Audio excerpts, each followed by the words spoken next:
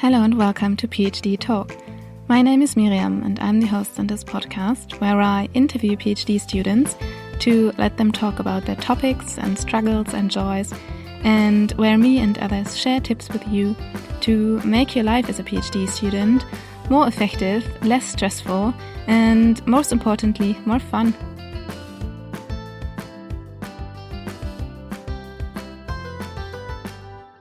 Hello and welcome again to today's episode.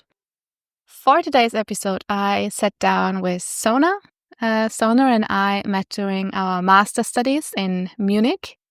We had a lot of coffees together, a lot of good talks, and this summer, after not having seen each other for quite a while, we met again in Munich. And after having our traditional cup of coffee in a cafe near the main campus, we sat down and recorded this interview for you. Sona is a PhD student at the Technical University of Munich, where he studies energy systems, and more specifically the integration of renewable energy into the German electricity mix, or grid mix. He focuses on optimizing these grids for better efficiency and sustainability. Today's introduction is in Turkish, and I hope you enjoy our conversation. So let's talk science.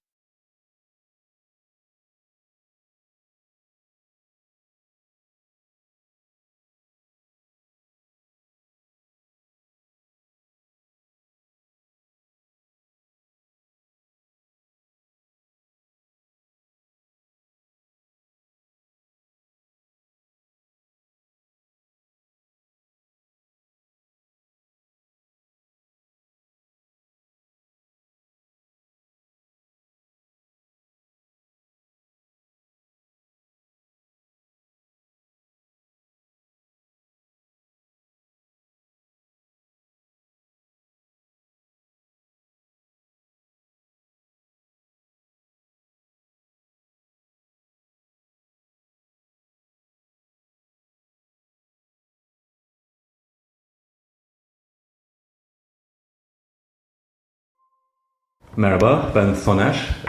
30 yaşındayım. 4 yıldır Münih'te yenilenebilir enerji üzerine PhD'mi yapıyorum.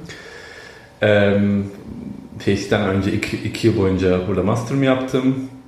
Ve yaklaşık 1-2 yıl içerisinde de PhD'mi bitireceğim.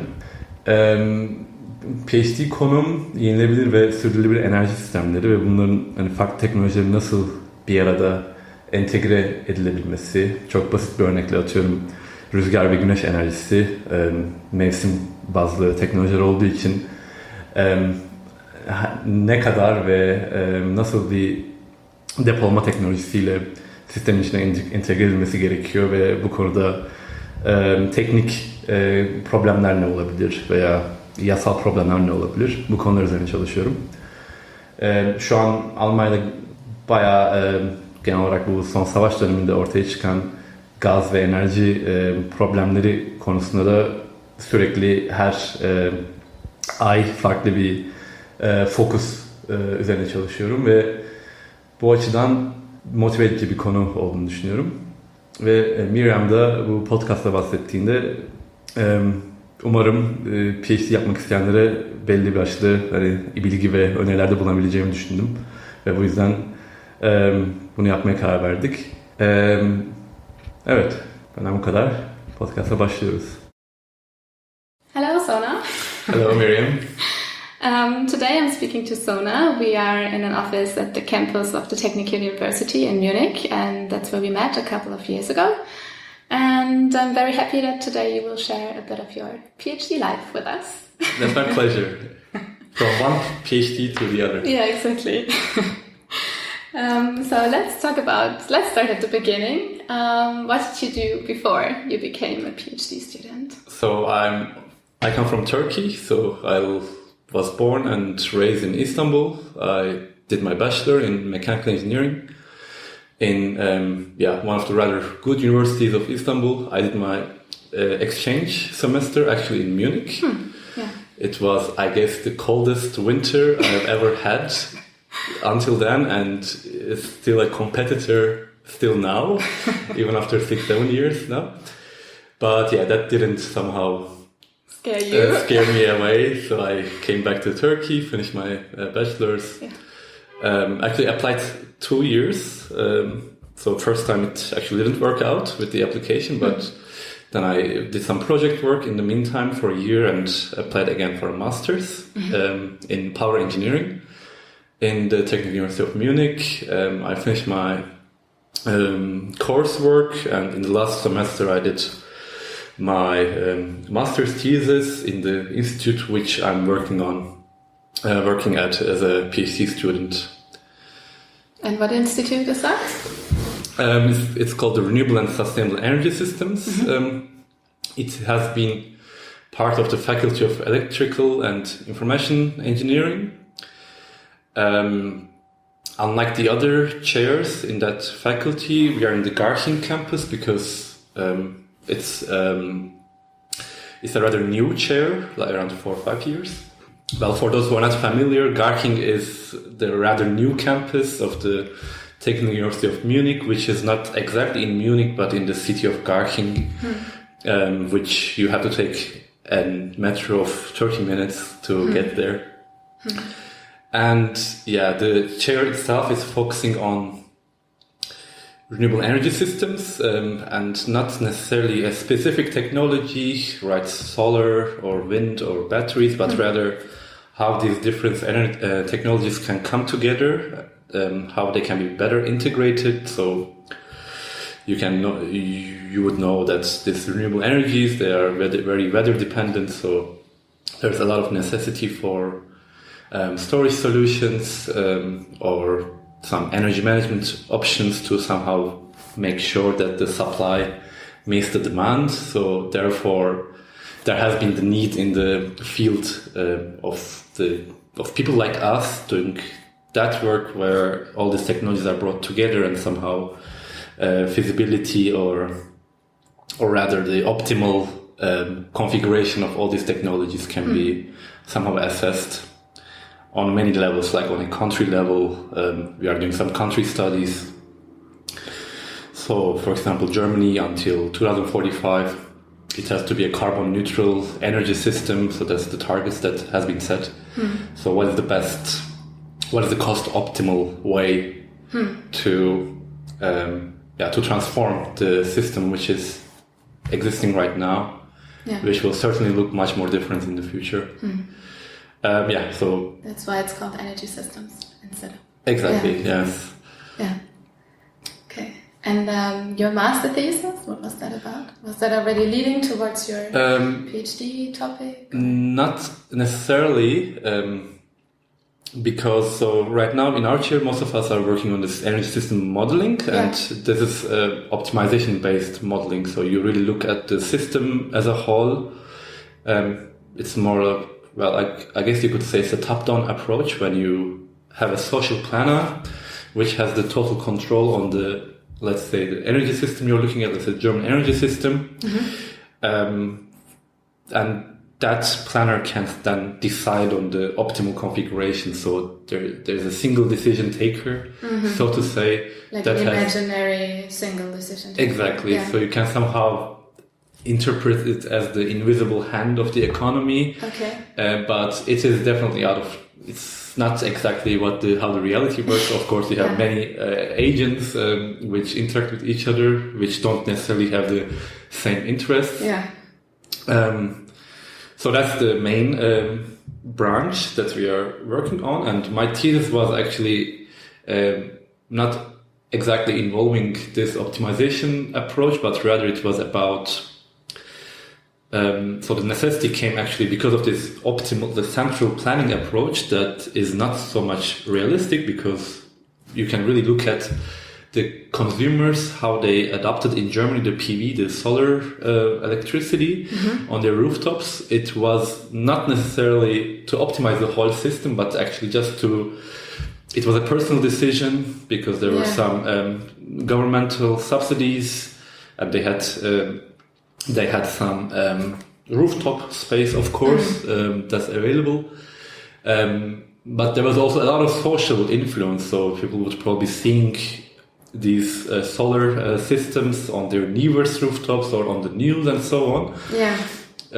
So like in every technology, there was also a diffusion process that led to this. And in my thesis, we somehow tried to model retrospectively, I think it was starting from 2000, where this feed-in tariffs, like these subsidy schemes were the most fruitful, how this evolution of the solar systems adoption took place.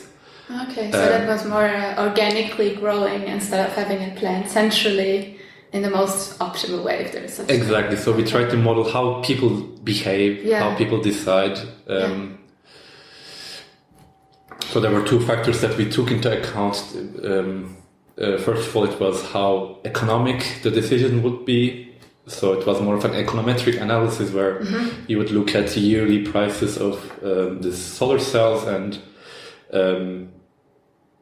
also the government subsidies, which were changing year by year. So that was the economic part where we calculated the profitabilities of investing into these units. And there was a second module of the model which looked at the social influences. So that was the diffusion part, actually, where as more people around you invest in those systems, you would also be convinced more that it is a reliable investment that you could do. The peer pressure from the neighbor's rooftop. Exactly, yeah. That we tried to model. Okay. Yeah. And what did you find out? The model actually worked quite well, and so when the model works quite well, it means it represented the reality quite well in the end.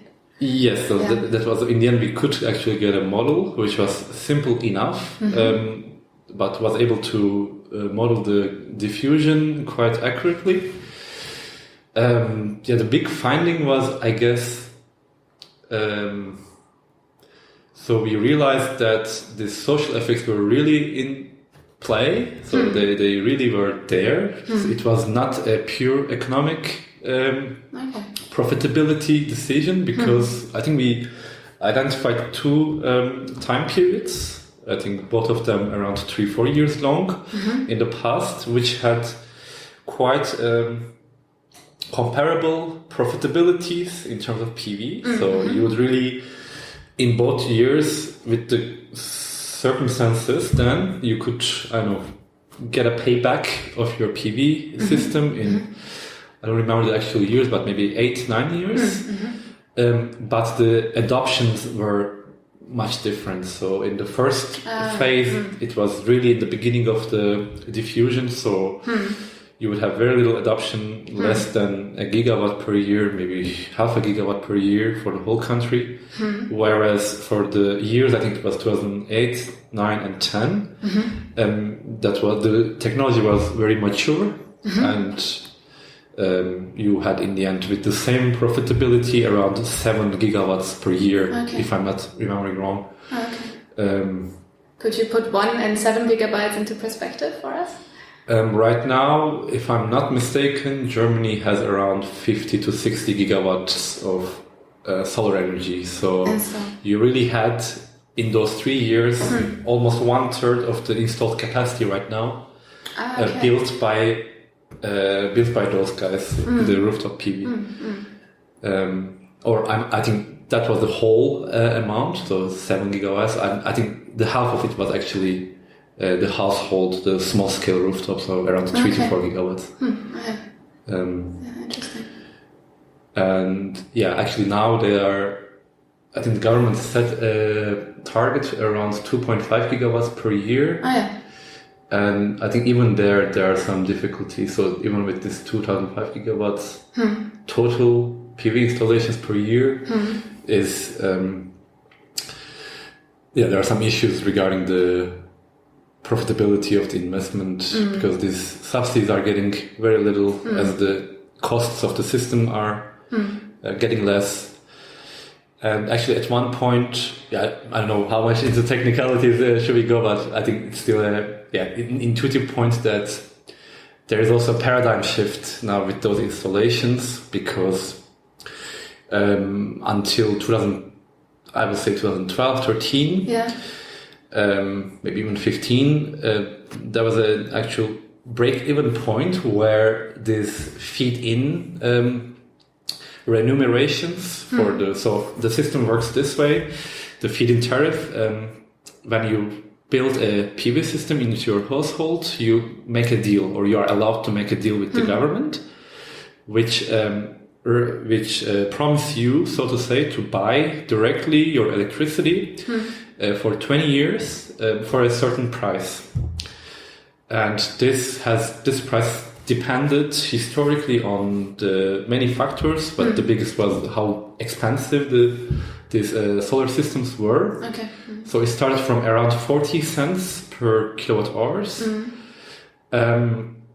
But of course, as the systems got cheaper, they also reduced that. And at one point, this break-even point happened, so that the electricity price for the customers or for the households was actually now higher, is now higher than this remuneration that you get from the government. So suddenly, the PV investment is not just a money maker that you build on your rooftop and just put your electricity to just sell it to the government. Very 100% safe investment decision, but rather you are now more motivated to use that electricity yourself, because for each kilowatt hours that you use yourself, you save so much money, especially now with the electricity price going so high.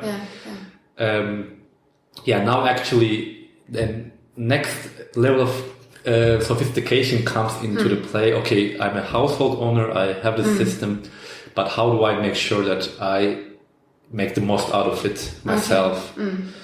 And if you go to work during the day where you produce your electricity, then you should find a way perhaps to build a battery system so that you can store it for the time when you come home.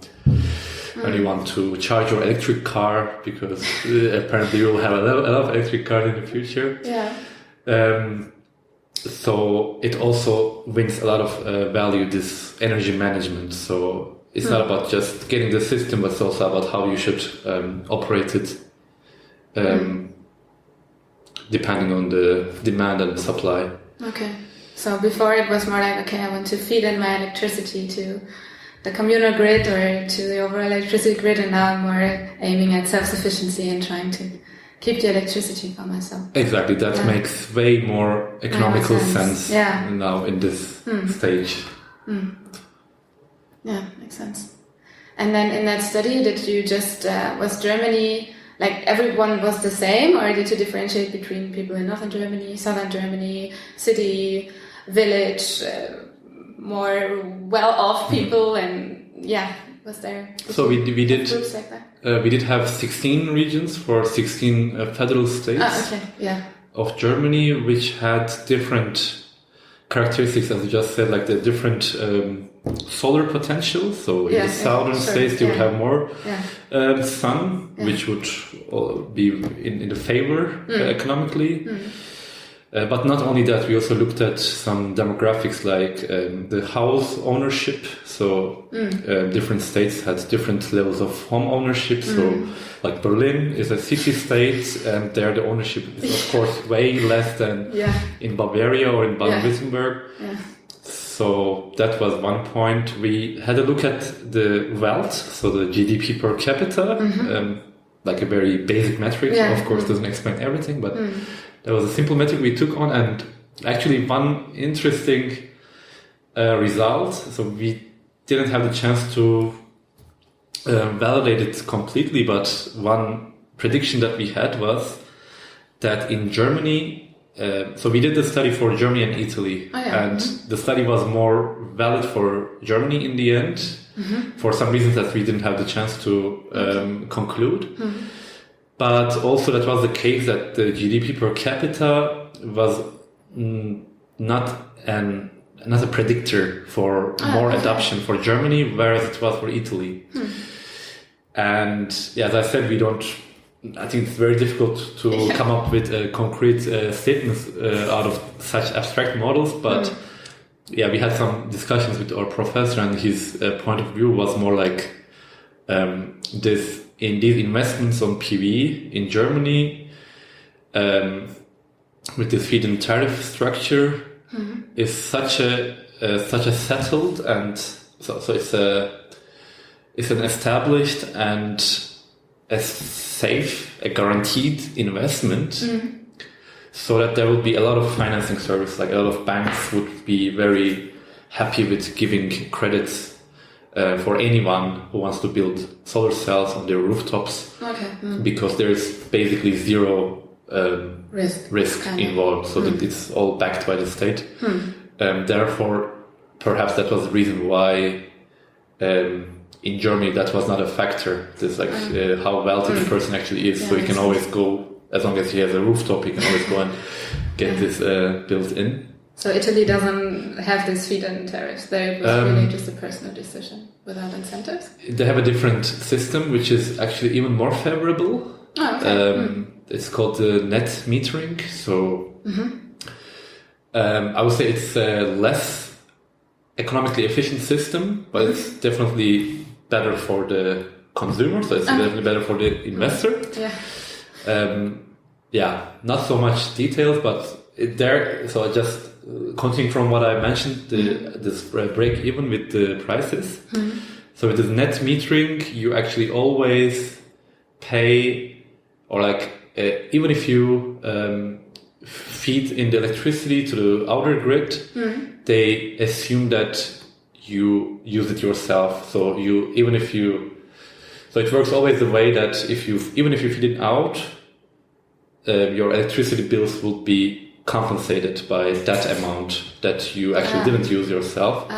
So that's why it's called the net metering. There's always not net in terms of grid, but net in terms of gross and exactly. So they always in the end of the month they look at you consumed 1,000 kilowatt hours and you fed in 200 kilowatt hours, so we charge you for 800 kilowatt hours. So it is a less efficient system. Policy in terms of the system, because that wouldn't then motivate any of these households to do this self-consumption. But it's definitely in the favor of the customers. But we weren't sure, maybe this whole financing entities were not as available to the investors there than in Germany. But I would like to be careful with saying something concrete, because as I said, we didn't pursue that point longer. But we wrote a paper out of it. So if anyone is interested, we can maybe put the link. Sure, in the show notes. For sure. We do that. Nice. And then from your PhD, from your master thesis, you kind of went into your PhD. Was it an open position, or did you get in contact with your professor? You figured something out? I was quite lucky, so I had the interest to continue. And also continue in the chair that I was doing the thesis. So I already did some coursework from the chair. You were teaching?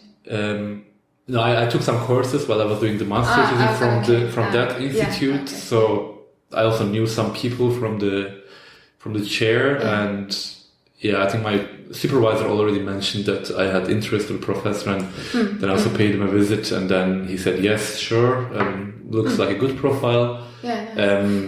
But in the German system, most of the times, I think I would say 90% of the positions are tied into research projects and not financed by the university itself. So, whenever also a student of mine asks me about any possibility of doing a PhD, I try to be also very careful for saying anything certain. I would say, I think you will be a great addition. I think so most of the times, especially the good students, when they want to do a PhD, then I really see how a nice inclusion it would be, because they most of the time work on very similar stuff that some future projects might require. But I always say, you should really ask the professor, and you should hope that there is already some projects that are approved and on the pipeline, so that they can actually promise you something. So that was also the case for me. I think there were two projects so one project was quite relevant to what I was doing in my thesis. But then I think there were some issues with the proposal, so it didn't go through. So yeah, I think I submitted my PhD in my master's thesis in November, and I think towards the end of December I got the news that a second project got approved. Okay, yeah. Not necessarily related to what I did in my thesis, but yeah, it's also pretty much the case that the projects are seen more of an actual means to have you there, and then once you're there, you somehow make up your own mind or somehow see what kind of research gaps you can actually tackle. Okay, so there was no clear job description. No, you're gonna do A and B and C and D, but it was more like well, the project itself did have some goals, so that project work has to be done. Yeah. But it doesn't really necessarily mean that that's what your PhD thesis should be about. Okay. So yeah, there's always this duality about some project work, and you have to see it's a lot of work. So it would be nice if I could somehow publish some papers out of this and somehow try to involve this to my thesis. Or maybe some approach would be, well, I would do my tasks in the project, but still maybe also with some overtime I would try to somehow build for myself a research concept not necessarily connected to the project. Okay, so the project work and the thesis can be quite separate from each other. Definitely, yes, definitely. Okay. Yeah. And the project was from the state? Or? Yes, the first project was from the economics, the Federal Ministry of Economics in Germany. Yeah. And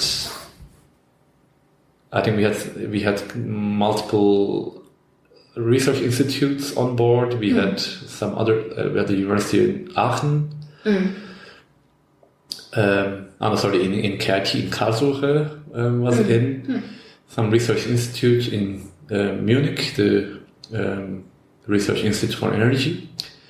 And we had even a participation of the Agora Energiewende, which is a think tank for the energy transition in Germany. And they were also there. I think there was a aspect in the project that to somehow their participation was, or their contribution was actually bringing many stakeholders together from the industry and the politics to somehow come up with a viable European energy scenario, to somehow get their opinions about the model that they were building in the project. So that was not limited to Germany, but imagining a bigger grid. Yes, exactly. So it was a European model in the end that was more modeled.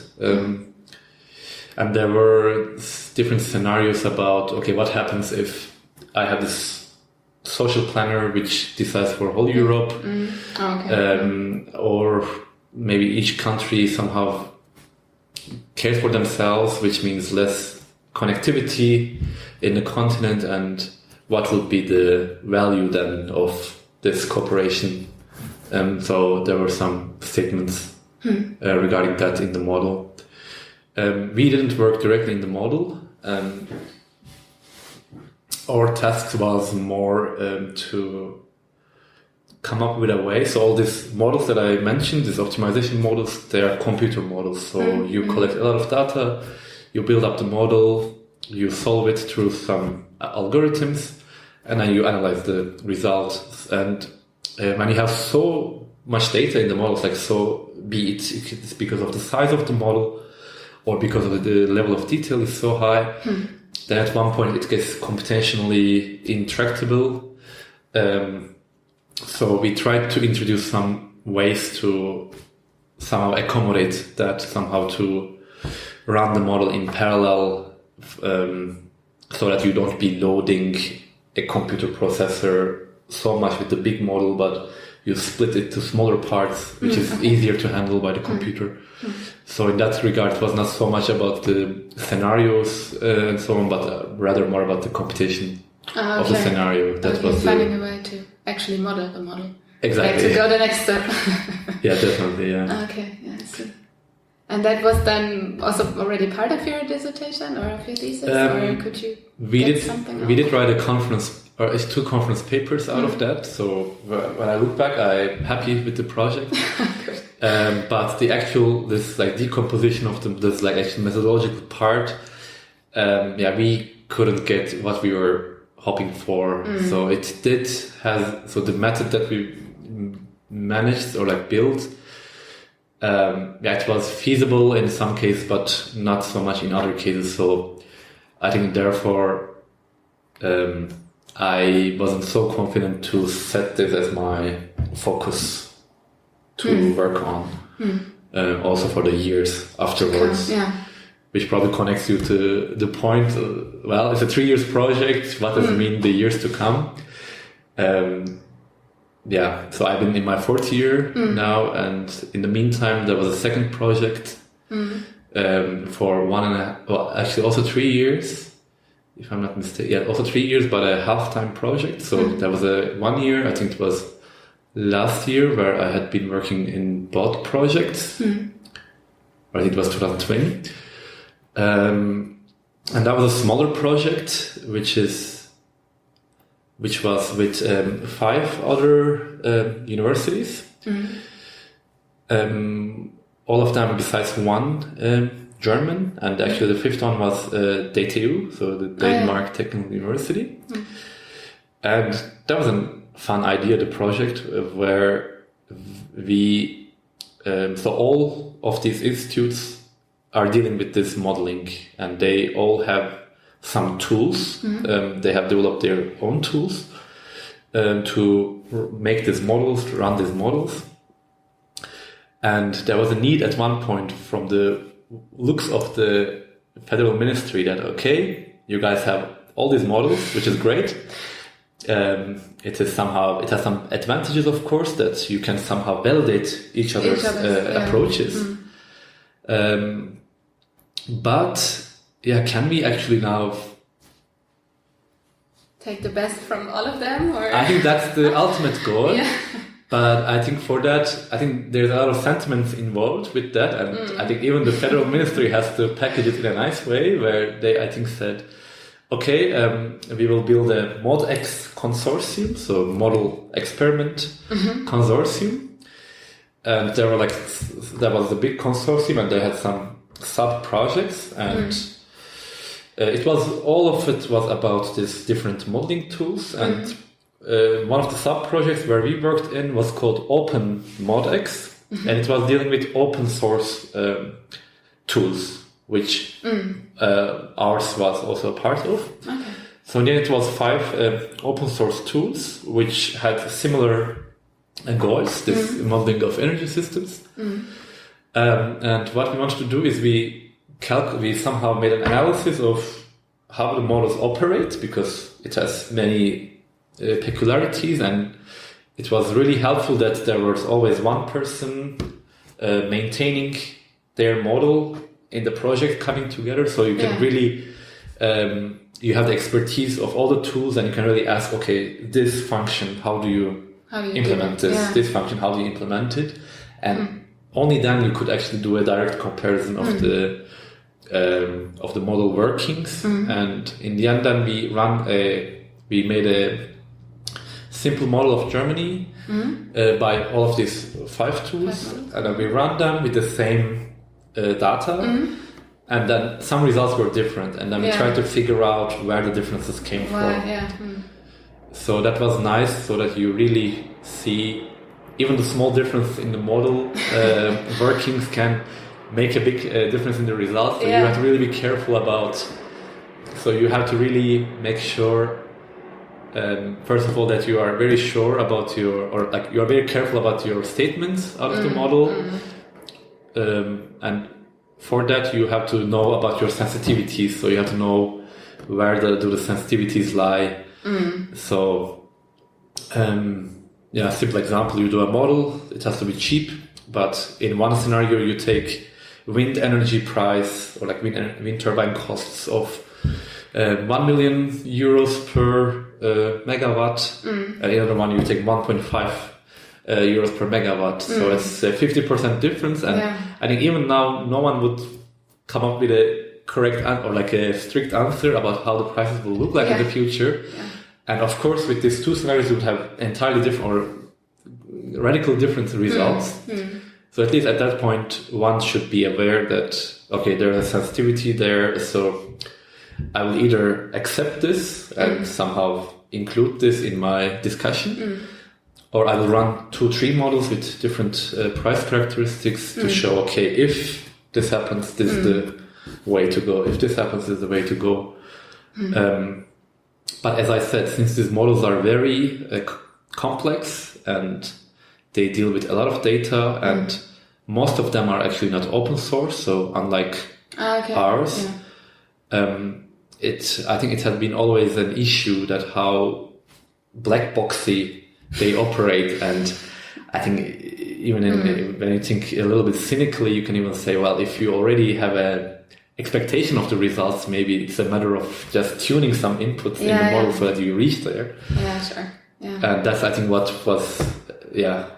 discomforted perhaps the federal ministry to some point, when say, okay, let's now have a look at all the tools that we have and try to figure out what is the necessity of having all these different tools, what are some synergies that we can see, and for our project's case, what is the value of transparency? So the fact that these frameworks were open, what value can it bring? How better can they be documented for someone who just wants to use these tools?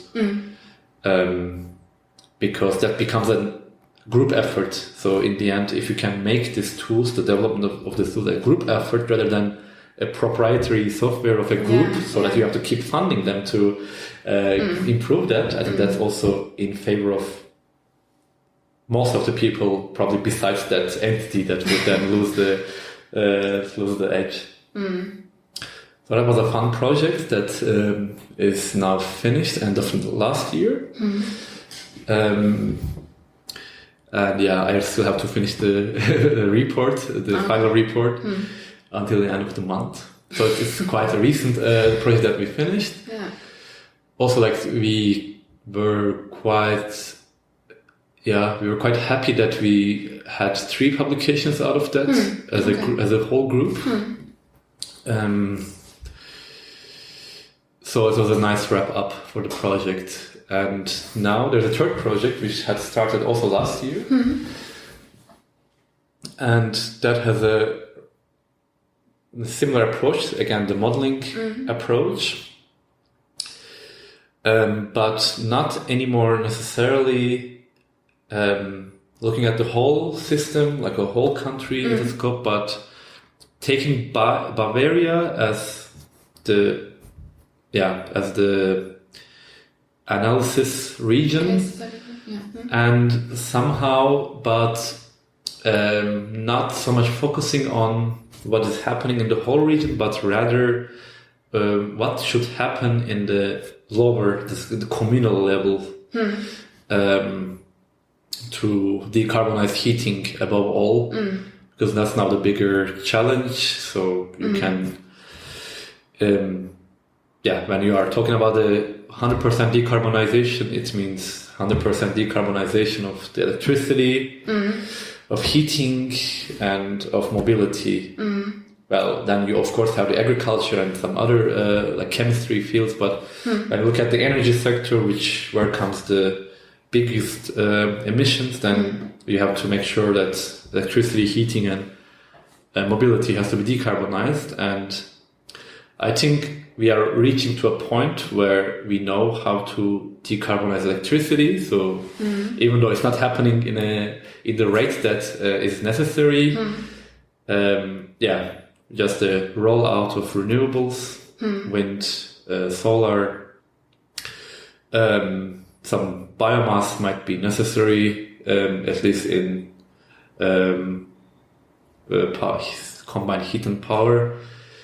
Of course, some storage will be necessary, but there's always a discussion of maybe using hydrogen as a storage for seasonal, or maybe you connect the Europe electrically in a good way so that whenever you don't have wind in some part of the continent, you can imported from another part.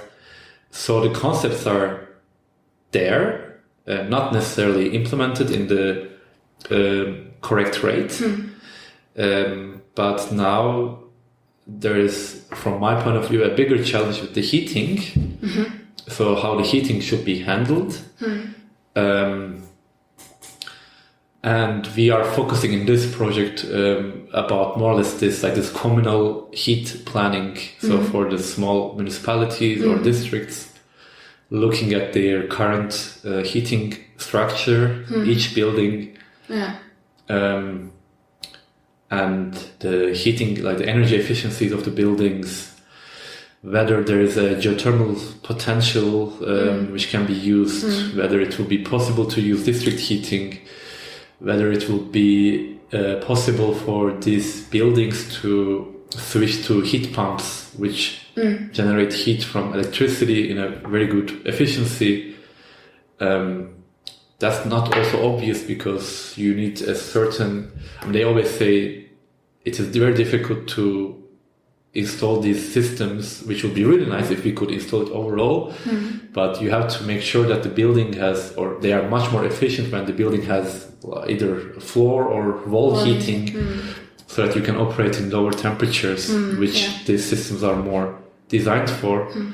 Of course, that becomes a big issue because then you would have all these old houses with just regular heating, direct gas heating, and then you would expect, if that's an apartment house, you have to somehow come up with a concept to make this property owner do these renovations, which they obviously don't feel any need right now because all the heating costs are paid by the tenant anyways. But isn't that changing now? Aren't they trying to split up energy costs between They are splitting up the carbon price, as far as I know. So when you are heating by gas, depending on the apartment's energy efficiency, a certain share of the carbon price of the gas is paid by the tenant and a certain share by the landlord.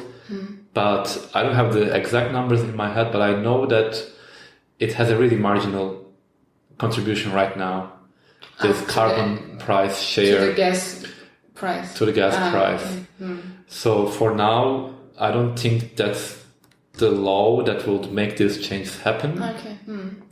Of course, it depends in the future as there will be less and less certificates.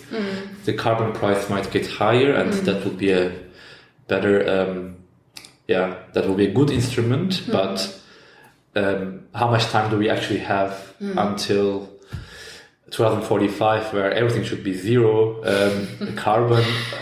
When you look at the goals, do we have? So we have. When you look at the availabilities of the technicians which would do these renovations and the production of heat pumps.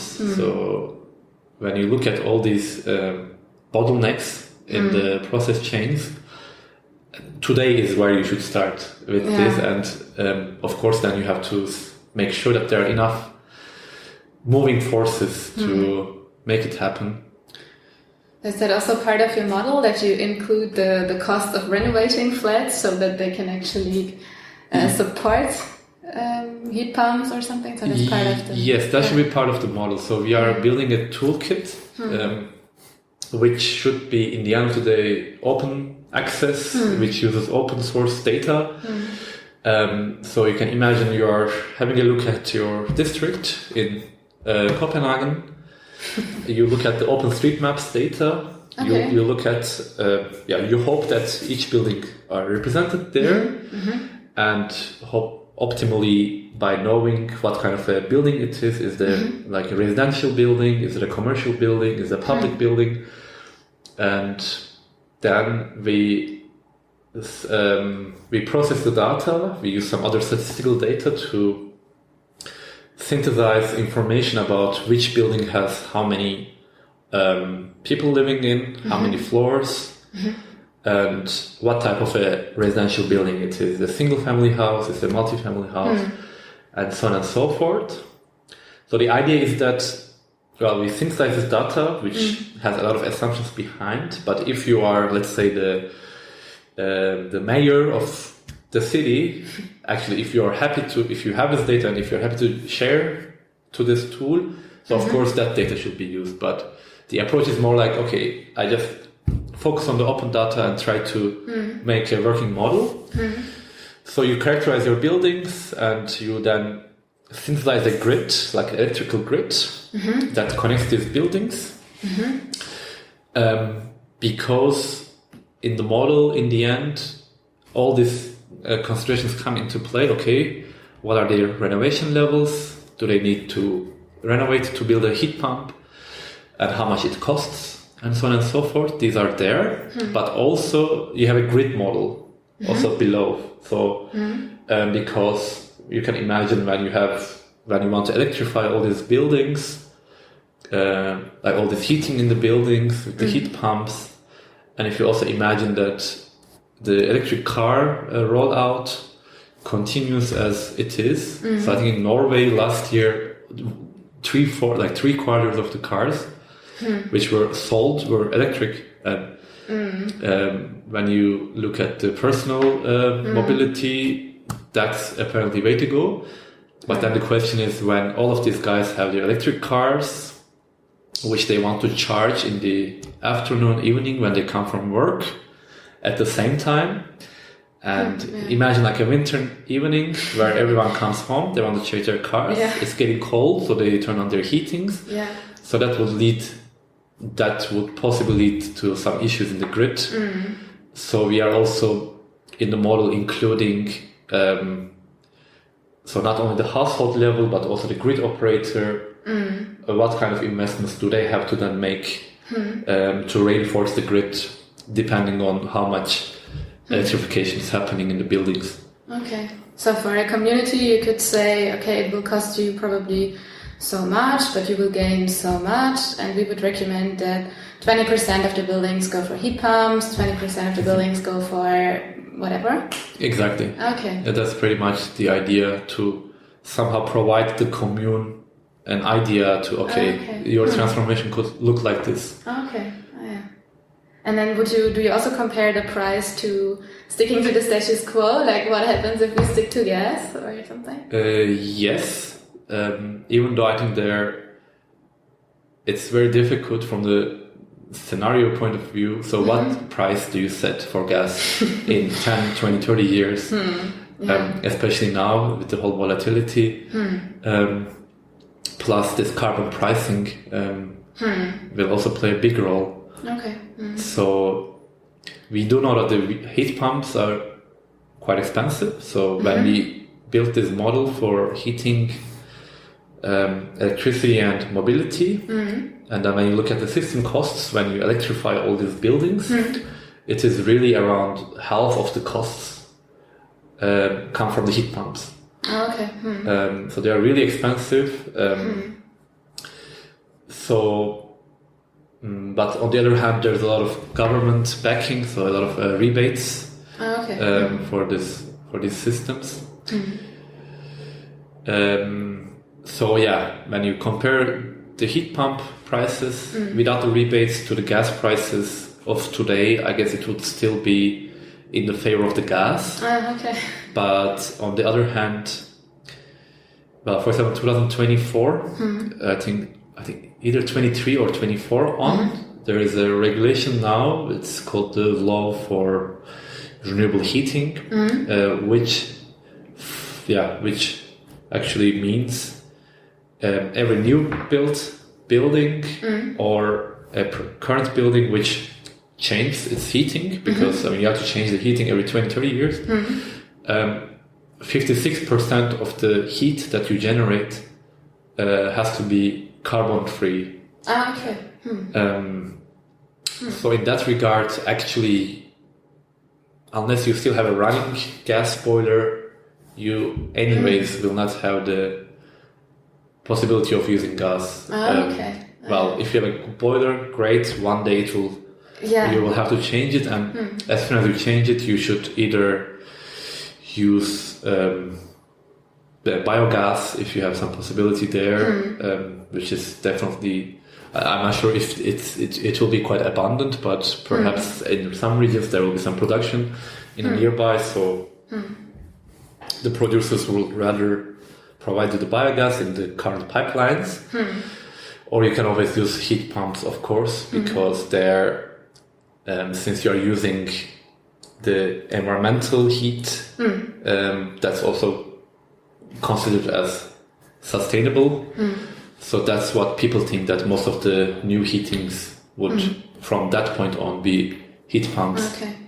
And maybe if it's not a single family house, then the costs are becoming relative, right? I mean, if you're 5-family house, then the heat pump maybe is not such a big problem then for every individual house. Yes, maybe? Then you could probably think of maybe building a single big heat pump rather than every entity or like every unit having their own. And of course there you have economics of scale of some sorts. There are even some concepts with large scale heat pumps which are at megawatt level, which you could actually locate somewhere outside of the district. Okay. And you can generate heat, and then you can couple it with a district heating system. Oh yeah. Like from the old power plants. Exactly. So you would replace those gas plants with a heat pump which is deemed renewable because of the because of its efficiency and how it uses the ambient temperature.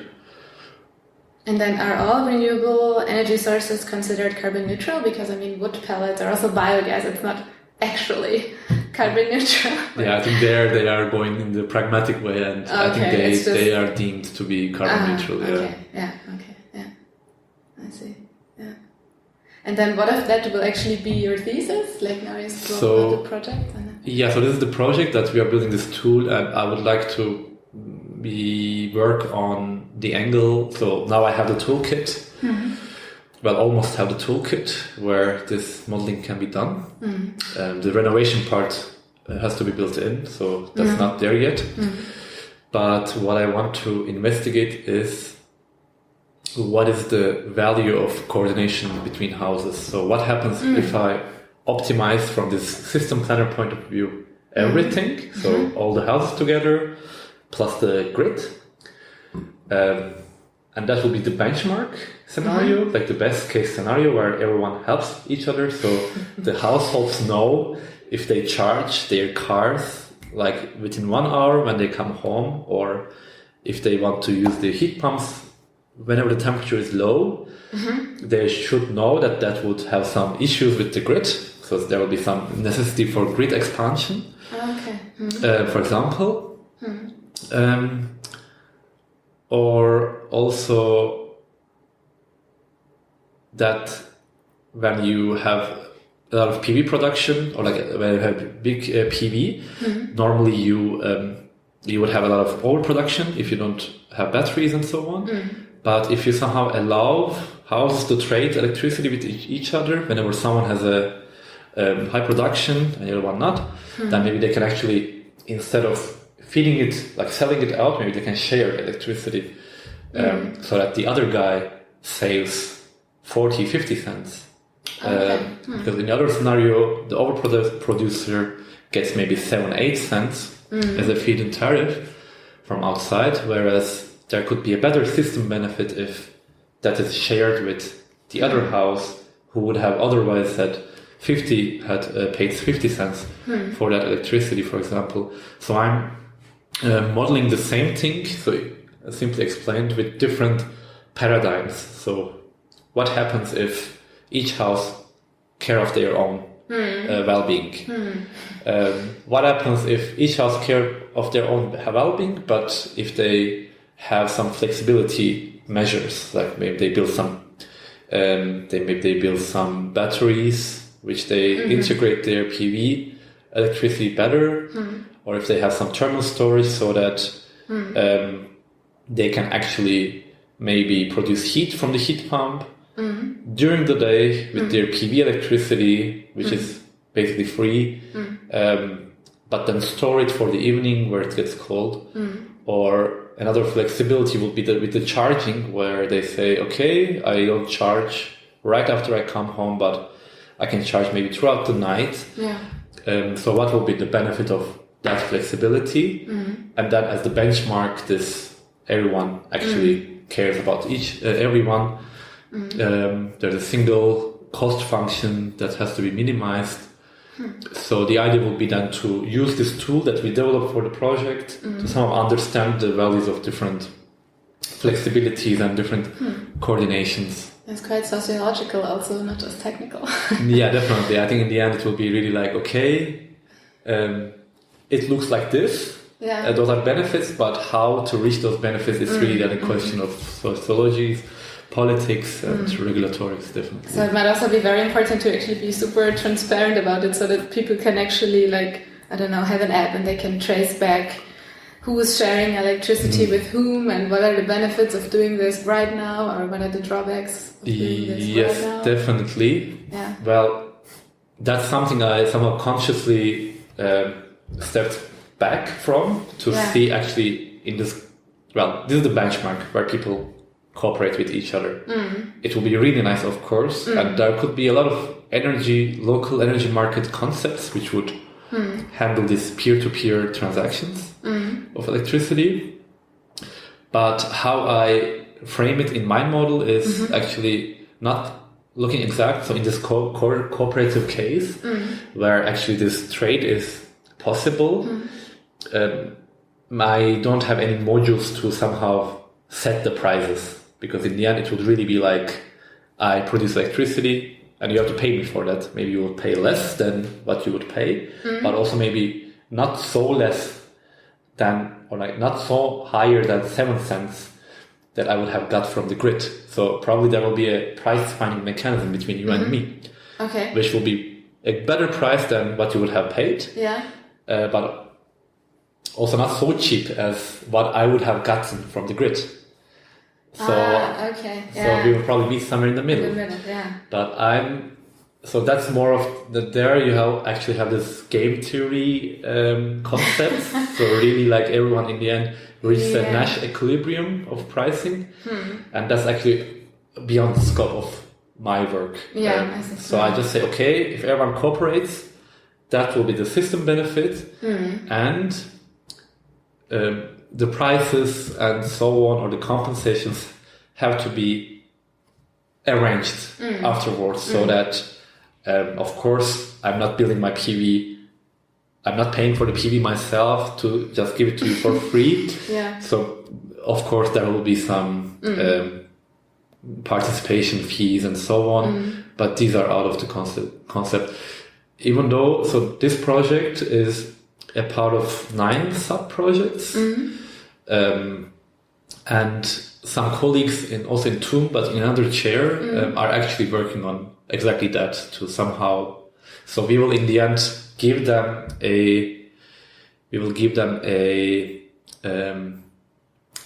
what happens if everything was coordinated. That would be the energy flows. So they would like to then implement a market mechanism, like a pricing mechanism, which would approximate to that social maximum, but not from a system planner point of view, but really from the agent based, so just price driven activities. So that's a nice thing about the project, that you have many different aspects with very different institutes who will be investigating one part of the single like question, so to say, how to make this transformation of heating, most of all, as painless as possible. And can you see that communities are interested in what you do? Like, are people approaching you, or do you think there might be a pilot village that tries this strategy and another pilot village that tries that? So there is not in our project, but there has been a project called Pebbles. That was also like a local energy market that they did have a pilot project, and I think the report was last year, and it looks really interesting, the results so far. But that's a specific case, and that's that was a laboratory, and I think in the end it is a very I think it brings a lot of complexity into the traditional question of how do I get energy? Well, it is already in the socket. You just plug it in, you pay something, and that's it. Yeah. And I'm not sure how happily people will have to face that in this transformed, this more electrified and carbon neutral world that we are all actually aiming for. One has to really try to use all the levers, like all the leverages, all the time value of electricity, which hasn't been there so much before, but now with solar and wind, it is certainly there. And how do you then, how do you make people react to it? If you ask me, tomorrow on, there should be a day-night electricity tariff, which is, even that is, I guess, not so. I think there had been that in Germany before, and not anymore somehow. That might be something easy to start with, where people can somehow come closer to the optimum. But yeah, I think so I was on an event called Energietage like a month ago, like the Energy Days, and there in some of the talks they were like some people in the industry, but also from the politics, they see it as something that's coming. But I'm not sure if it was on the coalition contract or anything that it was discussed. But I think there is a lot to do. And yeah, we are trying to figure out what is the first thing that has to be done, and what has the better benefits. So that's more or less the long answer to the first question that you asked me. What is your what are you doing in the chair? But yeah, these sort of questions we are trying to investigate. Then I have one last question for that, because it's really interesting. Because before you already talked a little bit about the bottlenecks, so just your opinion on that. Like, do you think it's actually possible to transit? Or is there not enough craftsmen, not enough supply coming for the PV cells? Do you think it's actually doable, like in just in practical terms, until 2025? Or 2025, definitely not. Yeah, I think right now there are one big target is 2045. Until which everything has to be decarbonized. And I just speeded it up. Well, they say aim for the stars and shoot for the moon. That was my dreams, probably. I think even 2045 is an example of aiming for the stars and shooting for the moon. Wow. Okay. But I think you have to. I think that's what I learned, that you really have to approach it this way, because every time, I think we did get a lot of nice surprises in this whole energy transition thing, that the PVs got so cheap and batteries got way cheaper, and the adoption has been always underestimated. Like you have this very well-known graph of IEA, of the International Energy Agency, about the global yearly installations of PV, and they make an update every year. So they have a report every year, and they make a forecast. And now you can really see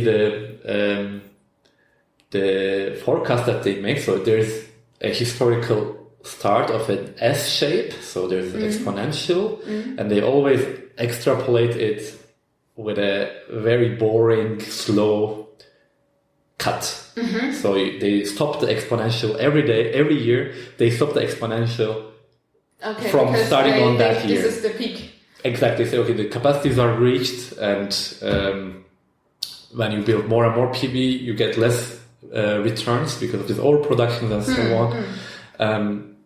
So probably it will still increase the yearly production. So every year you produce, compared to last year, more, but not like this crazy exponential. And so far, I think it was embarrassingly clear that they were maybe even with a bad intention, underestimating this rate. So it keeps being exponential. They have to. Exactly. Okay. So it's really funny. Like you can look at it how the different reports actually. So you have the actual expansion, and every year they're flattening it in a different level, of course. Yeah. At a higher level. Yeah, but always flattening it. Yeah. So I think in that case there are a lot of exponential growth happening. I think also in Germany, when you look at the share of renewables in electricity, it is, I think, now more or less 50%. And I think some years back it was around 40. So there is a good improvement. But I think it's always, so for getting from 90% emission reduction to 100% is a way more tricky challenge to go from 60 to 90 even perhaps. Like learning a language. The last bit is the most difficult. Yeah, definitely. Yeah. So yeah, for that regard, I think, personally I would be surprised to a zero carbon Germany or a zero carbon Europe by 2045. I'll be very happily surprised. But I think it's also, we shouldn't cry and hit our heads to the wall if it doesn't happen. So I think it's good to have this goal. Yeah, okay. So that everyone feels the urgency. Yeah. Also a psychological goal. Definitely. Yeah. Maybe we should set it to 120% reduction, and then we can reach 100%. Yeah, true. Yeah, right. Maybe apart from your topic, what else are your duties at the chair? Like, do you also teach, or I think you said before that you're also supervising students? Yes. So we do have teaching. So like in the German system, at least as far as I have experienced from myself and my colleagues and my friends, you are actually working as a research employee. So that's your main title in the university. It's not necessarily a PhD student, and I even have known some people who have worked a couple of years and then decided that that's not the best for them, and they actually just left. So it is somehow implicitly implied that you would get your PhD in the end, but you're working as a research associate in the university by, as I said, mainly funded by these projects, these third-party projects. But it is also expected from you that you do contribute to the university affairs of the chair, like teaching. But then does the project pay you for teaching? I mean, they don't get anything out of that. That's the unspoken rule, which is probably not 100%. Yeah, I guess there are many things in life, like de facto, no one's supposed to. So if you do your project, that's what you're paid for 40 hours. Yeah. But that doesn't mean that you should be a smart guy and say, hey, that's what I'm paid for. Yeah. I think in de facto, that's also an extension of your duties. And there are some specularities. So it's like some specificities, like if you completely are funded by a third-party project, then you don't have to collect any points, because you do collect teaching points for supervising lectures or tutorials. You have to reach a specific. So there's a semester-wise a certain point that you have to reach. You have to, you can do a little less and then make it up, like compensate it afterwards. And you'll be surprised how good the university administration is to somehow move these points around between employees so that everyone is happy. So that's not a really hard constraint, and it's not so high number of points that you have to reach. And the points equivalates to students or to hours you teach? Or I think with the teaching, it's I'm not sure. So with the teaching, it should be definitely a function of the ECTS of the course, like the actual credits of the course, depending on of course, the number of hours that you do it. I'm not sure if it's somehow multiplied by the number of students that participate. I'm not sure about that. But otherwise, also supervising master's thesis, supervising bachelor's thesis, supervising seminars, all these things count. So this has to be satisfied if you actually are partially even hired by the university, or you are funded by the university itself. That's not the case if you are 100% from the project. But even if you're 100% project, then in the end you do have to do some teaching because there are so many lectures, and definitely you cannot expect only those who are funded by the university to assist these courses. That will be too little people, just 2-3 people supervising 10, 12 lectures. So it will be too much. And what subjects are you teaching? So I have been teaching, so slightly less in the meantime, because another colleague is now taking on. I've been teaching, or I've been doing the tutorials, so to say, of a lecture which covers the mathematical aspects of this optimization models that we build in our tool. So we do the fundamentals about solving algorithms, or how we can represent an energy system mathematically. So a little bit maths, and with a touch of renewable energy. So, it's not the largest crowd, so we have around 10 to 15 students, which are always there in the lecture and takes the exam. But it is, I have to say, it's mostly very good students who don't mind taking that extra mile to get into this mathematical concepts.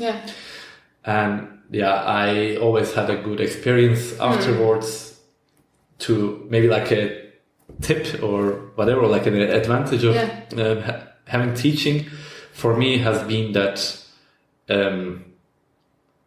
of course a lot of work. You have to prepare for the tutorials, you have to prepare for the exams, like you have to prepare the exams, but you can always just write an email afterwards to those students who did quite well in the exam, just to see if they enjoyed the exam or they enjoyed the course, and if they would imagine doing a thesis with you.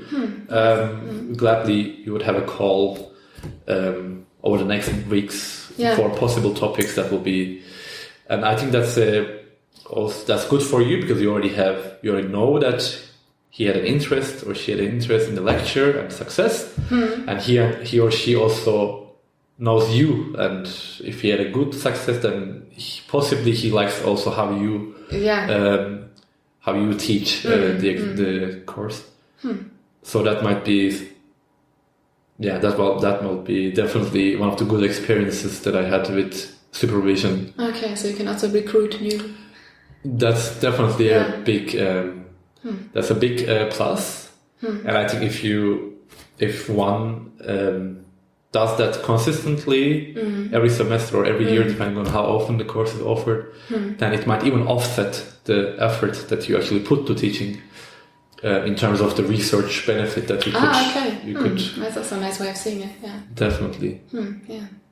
That's actually, now you already kind of answered my next question, because I would like to hear what are your joys and what are your difficulties during the time of a PhD. And I guess teaching is one of the joys. Teaching is one of the joys. I really like this personal interaction, that you explain something and people get it, and people think that's an interesting concept. And it's always nice to get a good feedback. So those are joys. And difficulties, of course, there are also many. I think everyone can sympathize with that. For me, I had the impression in my first couple of years that it's too many different things that you have to always keep on track, especially if you are doing your PhD in this more elongated, containing teaching and project work kind of PhD that's in the German engineering faculties, as far as I know. You always have to make sure that all the aspects are adequately taken care of. And that takes a lot of time management, which is, I think most of the PhD students might not have a working experience before, where those sort of things might be more or less pushed by the supervisors, perhaps. But yeah, one of the experiences I had when I first started is that I have almost no clue how to set the priorities of the tasks, how to design a week, how to design time slots, and so on. So there, I would say, from my experience, at least, it doesn't come from itself. It doesn't really. It's not like you develop spontaneously a feeling about, okay, tomorrow I have to work on this, and then this is done, I have to work on this. So you really have to actively plan your time, your days. You have to be, what I'm telling myself, like you have to be a bit picky with your slots. So whenever someone arranges a meeting with you, I think there is no shame in saying, well, here I don't have any appointments, but I want to focus on this time. Yeah, good hours. Yeah. So I think there is no issue on that. But those were all things that I had to figure out myself. So there's a big value of having these good hours. So that's certainly sometimes with all these different things happening, it could be that a week passes by without even focusing on focusing for a good 2-3 hours on a certain topic. And if this happens so long, then you'll be so surprised afterwards if you get a slot like this and you just get something done in 3-4 hours, which you might have thought before that it will take maybe weeks. Yes, it will take weeks with that very shallow work schedule. But if you have these deep moments, then I think those are the times where you have to really maximize those periods to somehow reach your potential. And for my case, like a self-criticism would be that I perhaps recognize it not early enough. Okay. And so that will be definitely something, if I went back, that I would adopt much earlier. Okay, so if you could advise yourself prior to doing a PhD, that would be one advice you would give yourself. So being mindful about your time. Yeah, makes sense. Yeah, that's also a lesson I had to learn. Yeah. But then, do you want to stay in academia, or do you have an idea of what's going to come afterwards, or is it a question too early to ask? It's a question that's almost getting... I think it's a due question, certainly, because technically I could stay in the university till February of 2024, which will be around 1.5-2 years from now on.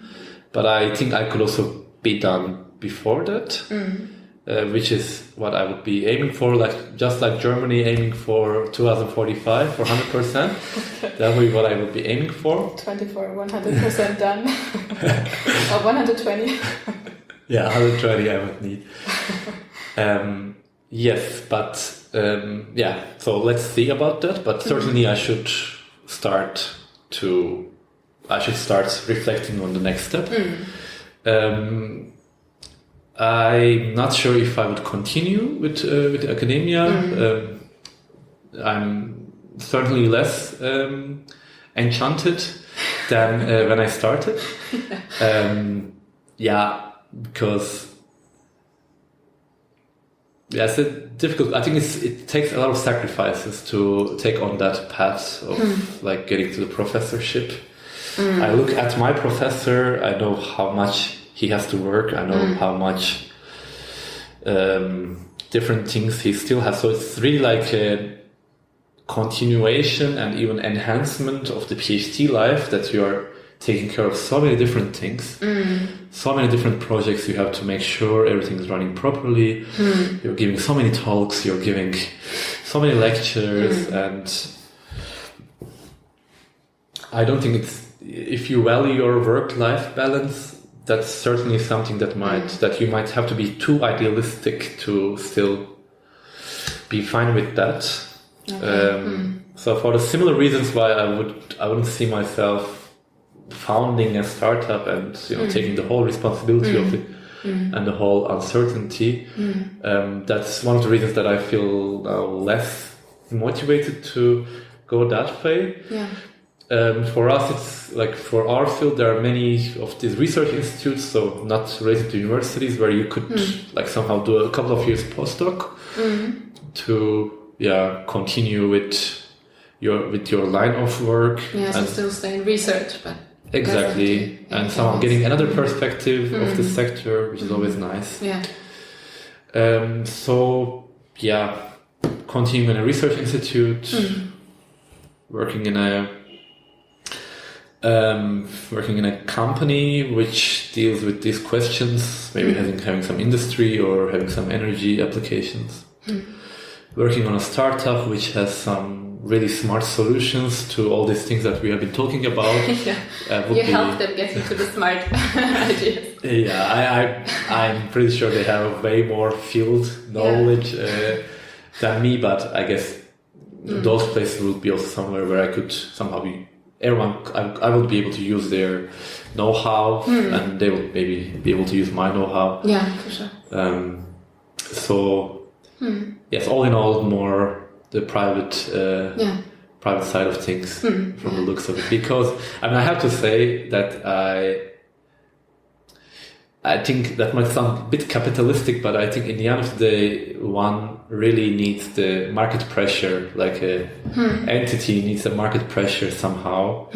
Even though it is, then there's always the dark side of things that everything can then go downwards, and people might lose their jobs, of course.